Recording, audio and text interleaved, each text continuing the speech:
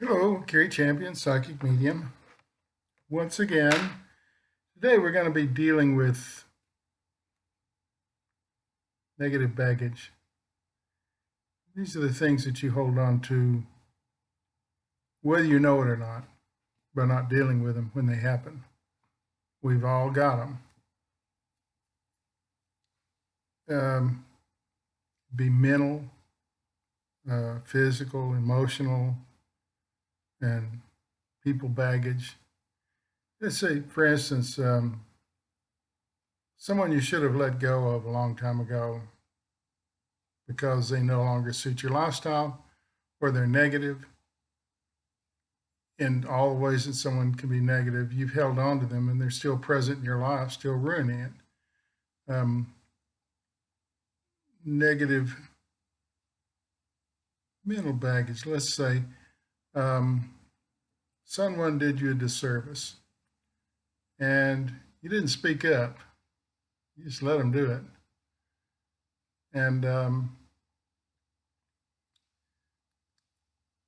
you've moved on and times have changed, but that bit of negative memory is still there.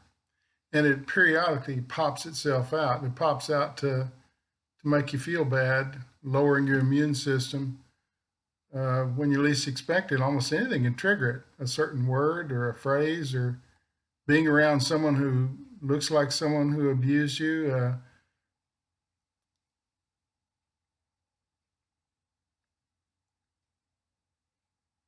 So these are things you don't necessarily know are there. That's what I'm trying to get to. We hide these things from ourselves. Just like a lot of forms of abuse, we're not aware that happened to us. We hide it from ourselves. At one time we were. We could have dealt with it then. Instead was that real? Did that happen? And we move into the future, but we're carrying that baggage with us. We've never gotten rid of it. Until we deal with it, it's always present. So there's all kinds of ways of dealing with it.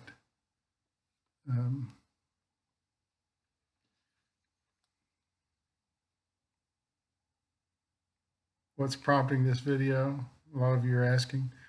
Well, I do readings and I do healings now. And I've noticed that some of these healing sessions, we get to a place and stop and sort of reevaluate before moving forward. And a lot of it, I mention all this negative things that happened to this person that they've forgotten about or have hidden from themselves. And when it comes out, it's a big revelation. And the energy somehow helps you heal that during the session. It's out in the open now. And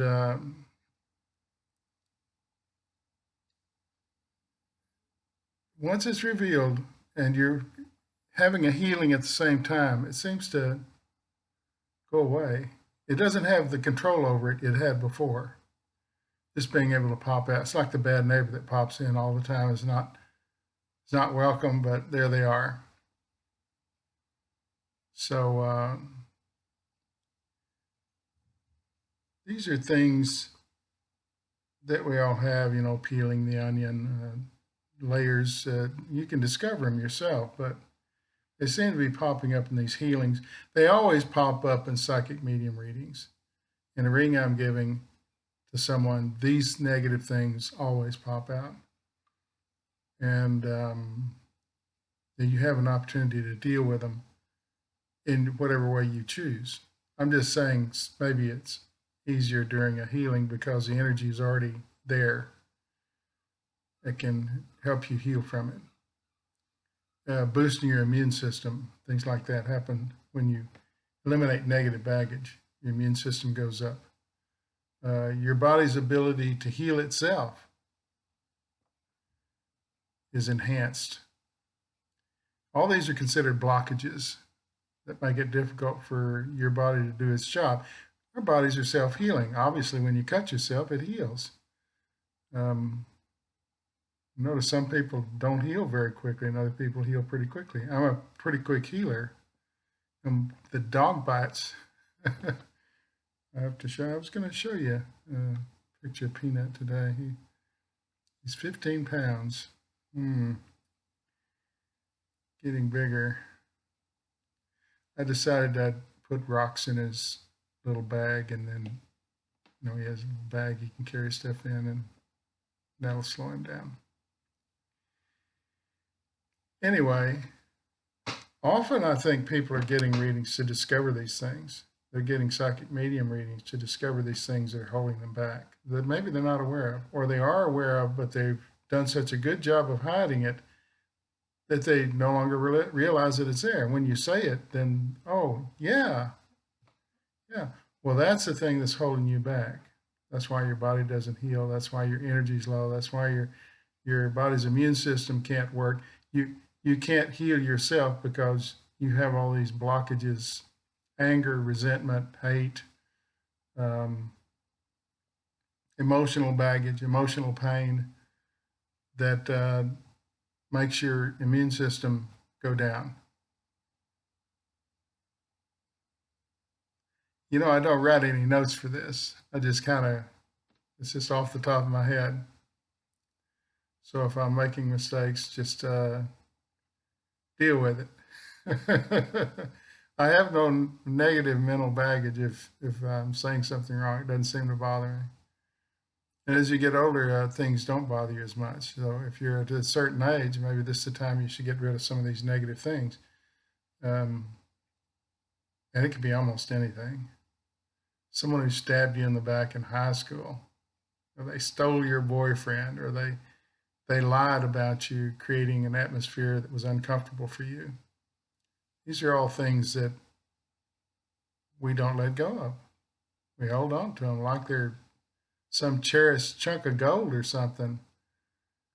And they're not. They weigh you down. They keep you from experiencing a full, happy life. So, and I know I've done this process myself where I've gone through and dealt with all the negative baggage that I could. Meditation, and I have these little tricks that I can use. I think they're documented in a book somewhere. I have no idea, but I invented ways of dealing with them and negative mental baggage. And maybe I'll do a video about that someday. Stuff anybody can do. But I find that they heal it pretty good in a healing and in a psychic medium reading.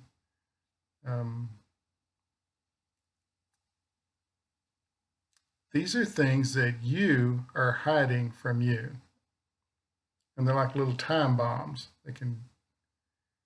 It's why somebody, when you say a word to someone or a phrase or something, and they pop back with something really angry, you wonder what you said, it's not you, it's them. That you've repeated something that sounds similar to something that someone else said back in junior high or high school or grade school. And people still hold on to that. And it triggers a negative response, as it should have then. But when we're in junior high and high school, we're not equipped to handle these things. We're not. And today, it's a big kiss my ass thing, which I did to a company today who we ordered a couple of phones from, and they sent one phone and sent boxes because they want our phones as trade-ins. They only send one phone. And my wife called them and they said, "Oh, just go ahead and use that phone and we'll get the other one too." I said, No. We're leaving them in the boxes. We're not opening them up and using them or nothing until you deliver that one. You got a period of time. If you don't deliver it, we're going to cancel the order, get our money back, and go someplace else. Now they want to do something. Now they want to react. You see what I mean by dealing with negative things right when they happen? There's less likely a chance that they're going to injure you in any way. So I just dealt with the phone thing just a minute ago. And my wife said, "Oh, they said to go ahead and use that phone." And load up your stuff, your SIM card and everything, and they'll get the other one to us later. No, no, no. We don't touch those phones because now you can't return it.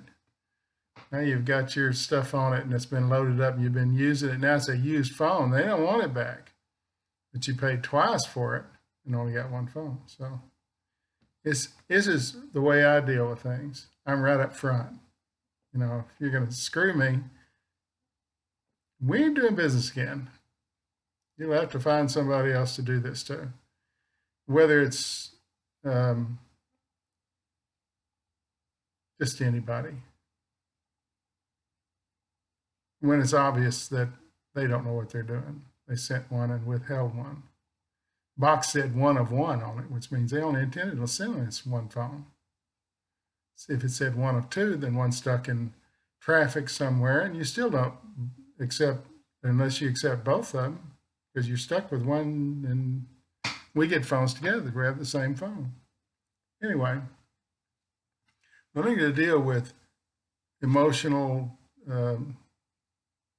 physical, mental baggage that keeps you not at your best.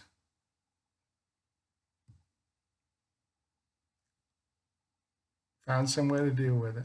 Find some way to examine it for what it is. And sometimes just forgiving the person that did it to you will solve it. You see, I'm not angry at this company. I'm just not going to put up with it. So there's a difference between being angry over something and standing up. So, no, if I was angry, I'd probably fling that thing back to him. You know, I'd take a hammer to it and chip it back to him. I'm not angry, just insistent that things be done right.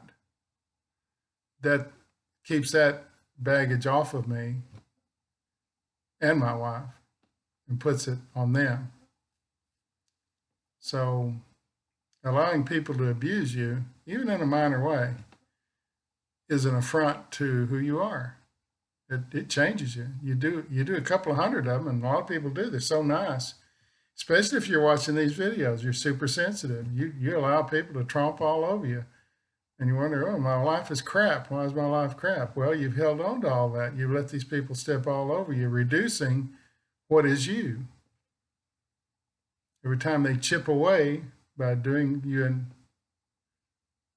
disservice or hurting you in some way, they chip away at who you are, your self-esteem, your pride, your whoever you are.